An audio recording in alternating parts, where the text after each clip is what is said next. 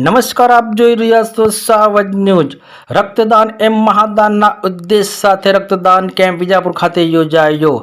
Vijapur civil hospital ખાતે doctor Shyama Prasad મુખર્જીની 125મી જન્મજયંતિ નિમિત્તે વિજાપુર તાલુકા શહેર યુવા મોરચા વિજાપુર દ્વારા જરૂરિયાતમંદ દર્દીઓ માટે રક્તદાન કેમ્પનું આયોજન કરવામાં આવ્યું।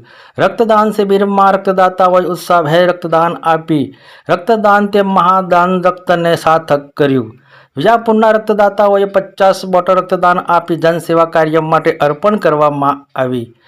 જિલ્લા પંચાયત પ્રમુખ નીતિનભાઈ પટેલ, વિજાપુર ધારાસભ્ય CJ Chavda, APMC chairman Rajubhai Patel, taluka પ્રમુખ હાર્દિક પટેલ, શહેર પ્રમુખ અગન બારોટ, જિલ્લા ભાજપ મંત્રી Rajesh Patel, taluka panchayat standing committee chairman Dilip Patel, taluka panchayat ઉપપ્રમુખ Alpesh Chaudhary, Vijapur health officer doctor Chetanbhai Prajapati સહિત હોદ્દેદારો કાર્યકર્તાઓ ઉપસ્થિત રહ્યા।